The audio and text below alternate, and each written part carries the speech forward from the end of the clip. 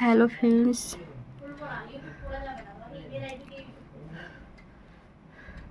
তোমরা সবাই কেমন আছো? আশা করি ভালো আছো। আমার শরীরটা যতদিন যাচ্ছে খারাপ হয়ে যাচ্ছে গো। প্রচণ্ড গরম পড়েছে, তবুও আমি গরমের মধ্যেও পাখা চালাতে পারছি না, কারণ আমার শ্বাসকষ্ট হচ্ছে খুব। আমার কিন্তু ঠান্ডা লাগেনি, কিন্তু আমার গলার জন্যে আমার এরকম কষ্ট হচ্ছে। আর তোমরা বন্ধুরা, আমার ফ্যামিলি, তোমরা সবাই কেমন আছো? সবাই ভালো আছো তো? সবাই ভালো থাকো, সাবধানে থেকো। এখন এরকম সারাদিন গরম, আর ভোরের দিকটা ঠান্ডা ঠান্ডা পড়ছে, ওয়েদার চেঞ্জ হচ্ছে, খুব শরীর খারাপ হচ্ছে সবার।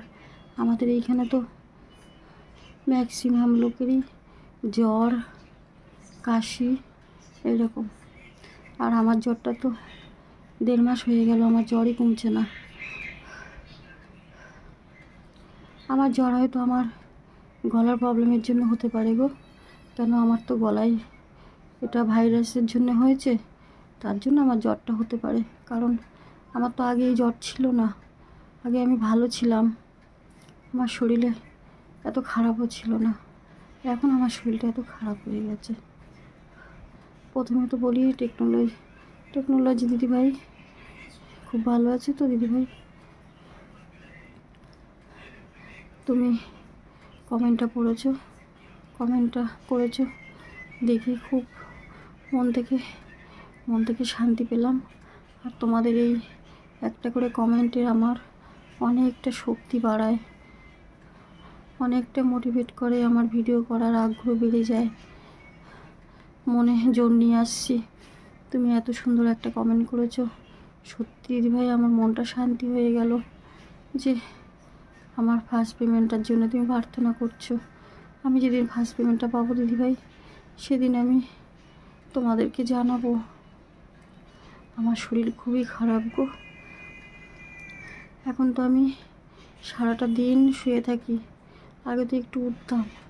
এই 2-3 দিন ধরে একদমই উঠতে পারছি না, বমি হচ্ছে, আর বমির সাথে মাঝে মাঝে ব্লাডটা বেরোচ্ছে, কন্টিনিউ না, মাঝে মাঝে হচ্ছে, আর হাঁপিয়ে যাচ্ছি।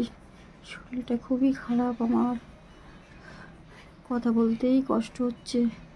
পূজা চক্রবর্তী বোন, তুমি বলেছো ডাক্তার দেখাতে। হ্যাঁ গো, ডাক্তার আমি অবশ্যই দেখাবো। আর ডাক্তারের কাছে আমি গিয়েছিলাম, কিন্তু ডাক্তার ওষুধ দিয়েছে, ওষুধগুলো আমি খেতে পারিনি, তাই আমার এত শরীর খারাপ। আমি হাতে একটু টাকা পেলেই ডাক্তার ওষুধগুলো কিনে খাবো, যে ওষুধগুলো দিয়েছে। আর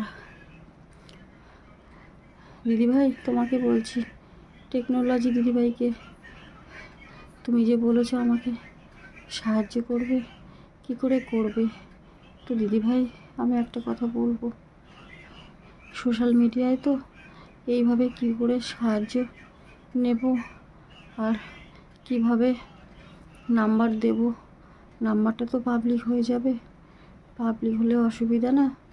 আমি জানি না, তাই তোমাকে জিজ্ঞাসা করছি দিদিভাই, তোমার যদি একটু জানা থাকে তুমি আমাকে কমেন্টে বলো। আর এক দিদিভাই আমাকে কমেন্ট করেছো, দিদিভাই হবে, গোপা সিংহ।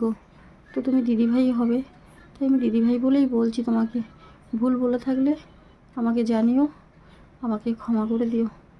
আর বলছি, শিব বাবার প্রার্থনা করতে বলেছো 108 বার, আমি নিশ্চয়ই করব। তুমি বলেছো, আমি তোমার কথা রাখবো গো। আমাকে যেভাবে হোক সুস্থ হতে হবে। তো তোমাদের এই কমেন্টে আর আমাকে মনে জোর বাড়িয়ে দিচ্ছে, তার জন্যেই আমার মনের বাঁচার ইচ্ছাটাও জেগেছে যে আমার মেয়েটার জন্য আমাকে বাঁচতে হবে। আর শঙ্করী ঘোষ দিদিভাই, হ্যাঁ তোমার কমেন্টটা পড়ে আমার সত্যি খুব কষ্ট হয়েছে গো। সন্তোষীমাকে বলবো, তুমি তোমার মেয়েকে নিয়ে ভালো থেকো। তুমি অনেক চেষ্টা করেছিলে, তোমার হাজব্যান্ড তো নিশ্চয়ই হাজব্যান্ডই হবে, তুমি অনেক চেষ্টা করেছো। হ্যাঁ, ভগবানের কাছে তুমি একদিকে ভগবানের কাছে তুমি ক্লিয়ার, নিশ্চিন্ত তুমি, যে তুমি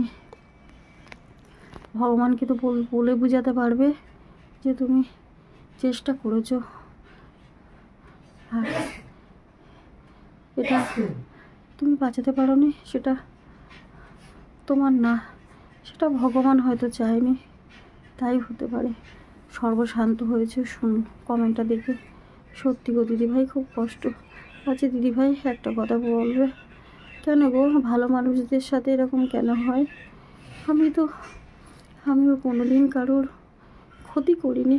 আমার জ্ঞান হওয়ার পর থেকে আমার মনে পড়ে না যে আমি কারোর ক্ষতি করেছি। কারোর ক্ষতিও চাই না, আমি শুধু চাই মন থেকে কারোর উপকার করতে না পারলেও ক্ষতি করব না। সবাই ভালো থাক, যে যেখানে আছে সবাই ভালো থাকুক। আমার যে ক্ষতি চাই তাকেও আমি বলবো সেও ভালো থাকুক। উপরে একজন আছে, সে ঠিক সবার বিচার করবে, সবাইকে দেখবে। আমি ভগবান খুব মানি, সন্তোষী মাকে আমি খুব মানি। আর আমার ঘরে গোপাল আছে, গোপাল সোনা আমার ছেলে, তাকেও মানি।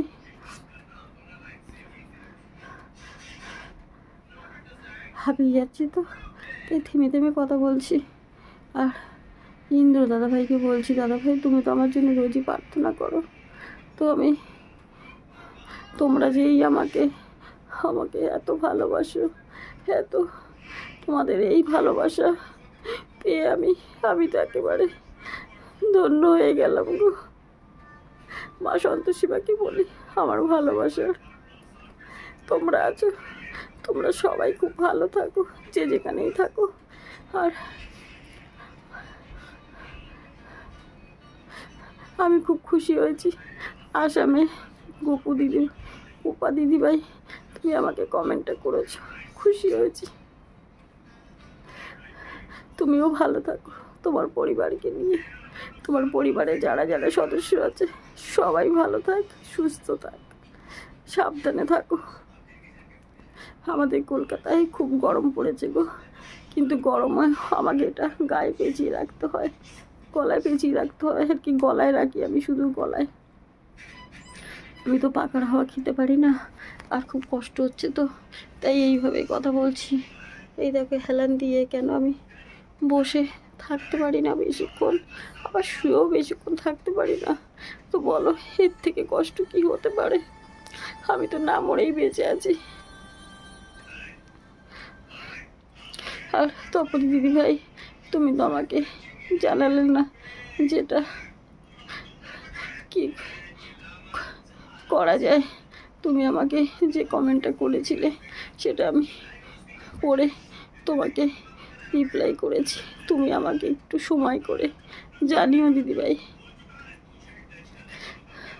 আর তোমরা সবাই আমাকে এত ভালোবাসছো। আর আমি ফার্স্ট পেমেন্টটা পেলে আমি একটু ডাক্তার দেখাতে পারবো, এই জন্যই তোমাদের বলি যে আমার ভিডিওগুলো শেয়ার করো, একটু দেখো, লাইক করে দিও, আর ভিডিওর অ্যাডগুলো দেখো। তাহলে $100 হলে আমি পেমেন্টটা যাই পাই, অল্প কিছু টাকা, $100 হলে ফার্স্ট পেমেন্ট যাই পাই সেটাই আমার অনেক। আমি অন্তত ডাক্তার তো দেখাতে পারবো, ওষুধগুলো তো কিনে খেতে পারবো, কিনে খেয়ে 3 মাস পর আমি ডাক্তার কাছে আবার যেতে পারবো। আর যদি আমি কাজে বেরোতে পারি আবার সুস্থ হয়ে, আমার সেরকম সামর্থ্য হলে আমি ভালো প্রাইভেটে ডাক্তার দেখাবো দিদিভাই। তোমাদেরকে আমি কথা দিয়েছি, কথা আমি রাখবো। কেন তোমরা আমাকে এত ভালোবাসা দিচ্ছ। তোমাদের একটা করে কমেন্টে আমাকে একটু একটু করে মন থেকে জোর এনে দিচ্ছে। আর আমি যে জোর শক্তি পাচ্ছি, এতে আমি একটু একটু করে সুস্থ হচ্ছি বলতে আমার গলায়, আমি তো খেতে তো পারছি না, আজকে সারাদিন কিছু খাইনি। এই 9টার সময় মেয়ে আমাকে একদম পাতলা করে জলের মতন সুজি করে দিয়েছে, তাই 2-3 চামচ খেয়েছি। খেয়ে ওই যে ওষুধটা দিয়েছে, যেটা খাবার খেতে পারি না, যে ওষুধটা কিনেছি, ওই ওষুধটাও তো আবার শেষের দিকে। ওই ওষুধটা খেলে অন্তত দুর্বলটা একটু কাটছে আমার শরীর থেকে। দুর্বলটা কেটে গেলে আমি তো একটু হাঁটা চলাগুলো করতে পারবো। আর আমি যে ওষুধগুলো খেয়ে সুস্থ হলে, মানে ওষুধগুলো খেয়ে একটু শক্তি আনলে শরীরে, জার্নি করে আমি আবার যেতে পারবো হসপিটালে। সেটার জন্যে সন্তোষীমাকে বলছি, আমাকে শক্তি দাও, আমাকে সব আমার যে গলার সমস্যা সেটার থেকে আমাকে মুক্তি করে দাও। সন্তোষীমা, তুমি একটু আমার এই মনের বাসনাটা পূর্ণ করে দাও। আমি সন্তোষীমাকে বারে বারে বলছি। আর সারাদিন, হ্যাঁ, আমি ভাবি কাঁদবো না, কিন্তু যখনই চুপচাপ একা থাকি না, আমার কষ্ট হয়। একা এইভাবে চুপচাপ থাকতে আমারও ভালো লাগে না। আমি কাজ করি, কাজের মানুষ, আমি সবসময় কাজ করি। কাজ করেই আমার সংসার চলে, আমার মেয়ে পড়াশোনা চলে, আমার লোন, সব কিছুই চলে এর মধ্যে। আমি বসে গেছি, কাজ করতে পারছি না। আর আমার মা বলেছিল আসবে, মা আসবে ওই মার্চে মনে হয় 12-13 তারিখে আসবে। কারণ আমার বাবা তো, ওই তোমরা ভিডিও দেখলে জানতে পারবে, বাবা তো হাতের পুতুল টুতুল বানায়, হাতের কাজ করে, পুতুল বানায়, মেলায় বিক্রি করে। তো মার্চ মাসে 9 তারিখে বেলুর মাঠে মেলা আছে, সেই মেলায় আমার বাবা আর মা দুজনে বিক্রি করতে যাবে। তো মা বলেছে যে বিক্রি করে আসি ওগুলো, ওখান থেকে তো কিছু টাকা আসবে, বিক্রি হয়ে গেলে ওখান থেকে আমাকে কিছু টাকা দিয়ে ওষুধ এনে দেবে। তো বন্ধুরা, আমার মা বাবাও খুব অসহায় গো, বয়স্ক দুজন একা থাকে, একা রান্না করে খায় কোনো রকমে, ভাড়া থাকে, তারপরে 4,500 ঘর ভাড়া দিতে হয়। সেই জন্যে আমি কি করে বলবো মা, আমার শরীরে এতটা খারাপ, আমার গলা দিয়ে ব্লাড বেরোচ্ছে, তুমি আসো, কি করে বলবো বলো। আমি তো মেয়ে, মার যেমন মেয়ের জন্য কষ্ট হয়, মেয়েরও তো মার জন্য কষ্ট হয় বলো। এই জন্য বলতে পারিনি মাকে, আমি ফোনে শুধু বলেছি ঠিক আছে, তোমার পায়ে ব্যথা, তার মধ্যে মার পায়ে ব্যথা, কিছুদিন আগেই মার পায়ে ভেঙে গেছে, তোমরা দেখেছো। ভেঙে গেছে বলতে চির খেয়ে গেছে আর কি, হাড়ে চির খেয়ে গেছে। আর আমি, বন্ধুরা, আমি মিথ্যা কথা বলি না, যেটা সত্যি আমি সবসময় সেটাই তোমাদের বলি। আর আমার আগের ভিডিওগুলো দেখতে পাবে, আমি আগে কেমন ভিডিও দিতাম, এখন আমি দিতে পারি না। আমার শরীর এত খারাপ, তাই আমি ভিডিও করতে পারি না। আমার যে কী কষ্ট হয়, সংসারে কাজ করতে পারি না। আমার মেয়েটা সারাদিন টুকটুক করে কাজ করে তারপর পড়া কমপ্লিট করে, এর থেকে বড় কষ্ট কি আছে বলো। শঙ্করী দিদিভাইকে বলছি, দিদিভাই তুমি জানো না আমার জীবনটা, আমার কত কষ্ট করে আমি বেঁচে আছি। এক সময় তো ভেবেছিলাম হয়তো কিছু করে ফেলবো, কিন্তু কি বলো তো, আমার মেয়েটার জন্যে সেটাও আমি পারি না। আমি ভাবি আমাকে বাঁচতে হবে আমার মেয়েটার জন্যে। যারা আমাকে শ্বশুরবাড়ির লোক মেয়ে হয়েছে দেখে অবহেলা করেছে, আমি চেয়েছিলাম আমার মেয়েটাকে একটা ভালো মানুষের মতন মানুষ করে নিজের পায়ে দাঁড় করাতে, যেন না বলে যে মেয়েদের কোনো দাম নেই, মেয়েদের খুন্তি নাড়তে হয় শুধু। এই কথাগুলো শুনে খুব মা সহ্য করে বলো। আমি এত কষ্ট সহ্য করেও জানো তো শ্বশুরবাড়িতেই পড়ে আছি। টেকনোলজি দিদিভাইকে বলছি, বলো তো দিদিভাই, একটা কথা আমাকে তোমরা জানাবে, তুমি আমাকে কমেন্টে বলবে দিদিভাই, কোন মেয়ে আছে বলো তো 13 বছর বয়সে মা বাবা যদি বিয়ে দেয়, 14 বছরে বিয়ে হলে আমার নিজের জীবনের শখ আহ্লাদ সমস্তটা ছেড়ে শুধু শ্বশুরবাড়ির অত্যাচার সহ্য করে শ্বশুরবাড়িতেই পড়ে আছি একমাত্র আমার মেয়ের জন্য। মেয়েকে নিজের জীবনের কথা, নিজের শখ আহ্লাদের কথা আমি কোনোদিন ভাবিনি, আর ভাবতেও চাই না। শুধু একটাই চাই, আমার মেয়েটাকে মানুষ করতে। এইটাই আমি চাই শুধু। এটা কি কোনো মায়ের অপরাধ বলো? এটার জন্য আমি কথা শুনি যে আমার মেয়েকে কেন পড়াবো, কেন আমার মেয়ে পড়াশোনা করে চাকরি করবে, কেন? মেয়েদের তো শ্বশুর বাড়ি গিয়ে খুন্তি নাড়তেই হবে, পড়াশোনা করিয়ে কী লাভ? এই কথাটা শুনে বড় হয়েছি, এই কথাটা বাপের বাড়িতেও শুনেছি। যখন আমার মা বাবা আমাকে 13 বছরে বিয়ে দেয়, আমার মা বাবাকে বলেছিলাম আমি বিয়ে করব না, আমি পড়াশোনা করতে চাই। আমার মা বাবা কি বলেছিল জানো? মেয়ে হয়ে জন্ম নিয়েছি, ভাড়া থাকি, ছোট ছোট ভাই আছে, শ্বশুরবাড়ির লোক আমাকে টাকা পয়সা দিয়ে দেখে শুনে আমার বাবাকে টাকা দিয়ে আমাকে বিয়ে করে নিয়ে এসছে। আমি এরম ছিলাম না, আমার শরীর খুব ভালো ছিল, আমি এরম দেখতেও ছিলাম না। আমার আগের ভিডিওগুলো যদি দেখো বুঝতে পারবে আমার কত কম বয়স তখন। 13 বছর আমার আগের ভিডিও আছে। সেই আগের ভিডিও বলতে ফটো, সেই সময় তো ফোন ছিল না, না হলে আমি ভিডিও করে রাখতাম। আর তখন এখনকার ছেলে মেয়েদের মতো তখন এত বুদ্ধিও ছিল না। সেই বয়স থেকে সেই একটা 13 বছরের মেয়ে বলো তো, আমি শ্বশুরবাড়ি এসে রান্নাবাটি খেলতাম জানো। আমার শ্বশুরবাড়ির শাশুড়ি, তখন আমি কাজ করতে পারতাম না, কত মার খেয়েছি, বকা শুনেছি। আমার অনেক লম্বা চুল ছিল মাথায়, মাটিতে পড়তে এই যা আঙুল বাকি, এত লম্বা চুল ছিল। সেই চুলের মুঠি ধরে আমাকে মারতো আমার শাশুড়ি, আমার যা। আমার মা বাবাকে বলতাম, মা আমাকে শ্বশুরবাড়িতে মারধর করে, কাজ করতে পারি না বলে। তখন তো উনানে কয়লা দিয়ে রান্না করতে হতো।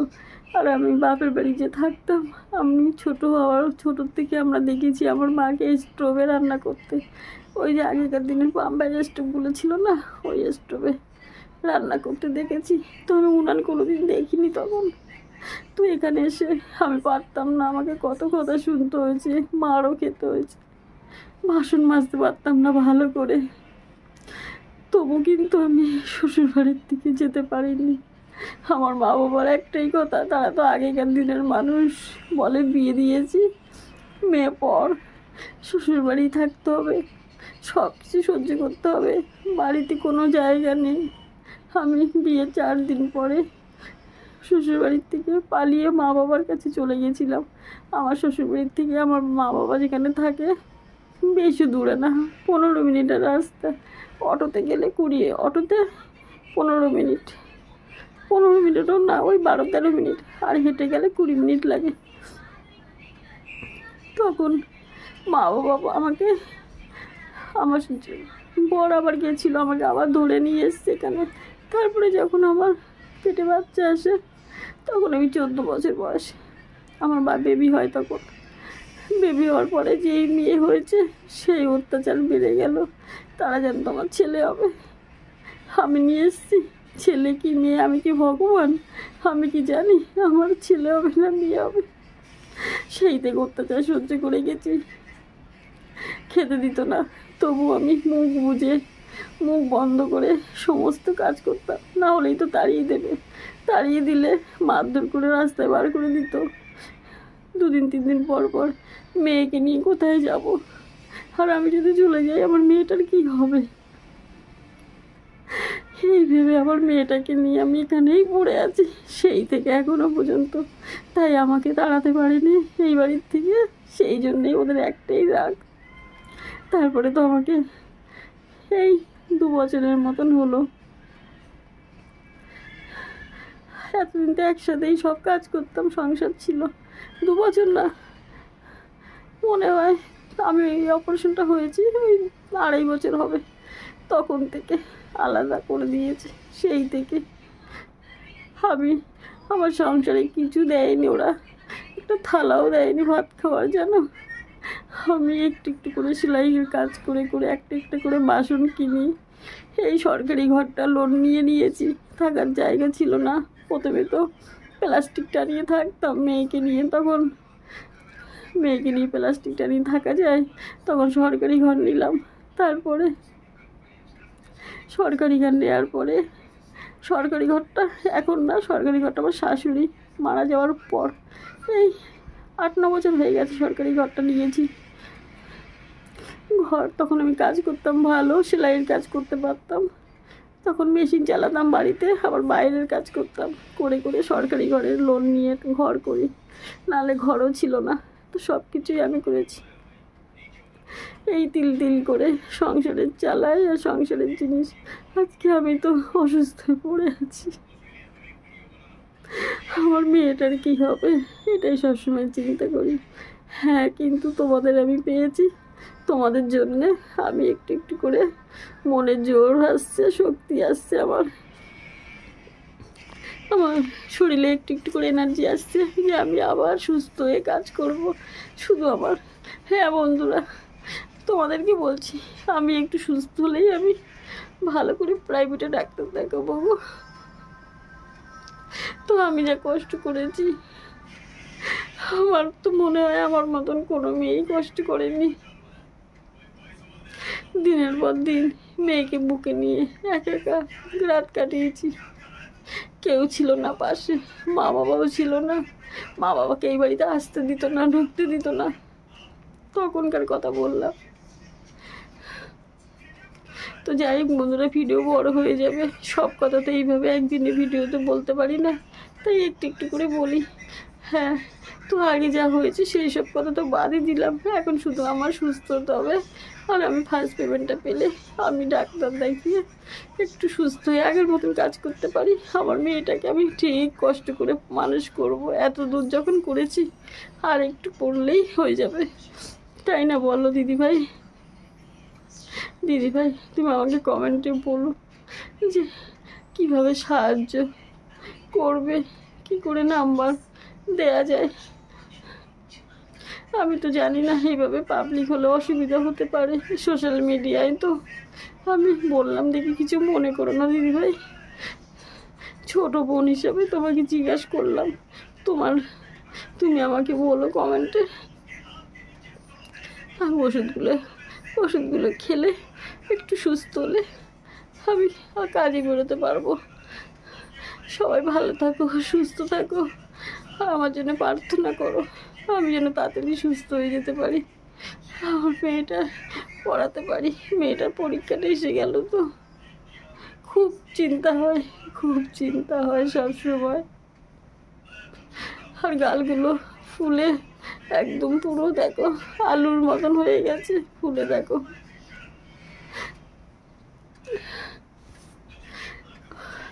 খুব কষ্ট হয়, বসে বেশিক্ষণ থাকতে পারি না, তাই এইভাবে হেলান দিয়েই দেখো, এইভাবে হেলান দিয়ে এখানে বসে আছি। আর খুব গরম পড়েছে, তবু আমি একটু একটু করে গলায় একবার রাখিয়ে দেখো, ঘাম হচ্ছে দেখো, ঘাম হয়, আবার আমি খুলে ফেলি, আবার আমি গলায় পেঁচাই, কি করব বলো?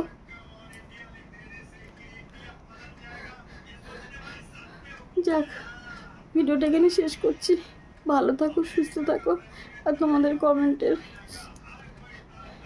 জন্য আমি অপেক্ষা করে রইলাম। তোমরা কমেন্ট করো আমাকে, আর একটা করে লাইক দিও। আর যারা আমার নতুন এসছো আমার পরিবারে, সবাইকে অসংখ্য অসংখ্য ধন্যবাদ আমার পাশে থাকার জন্যে।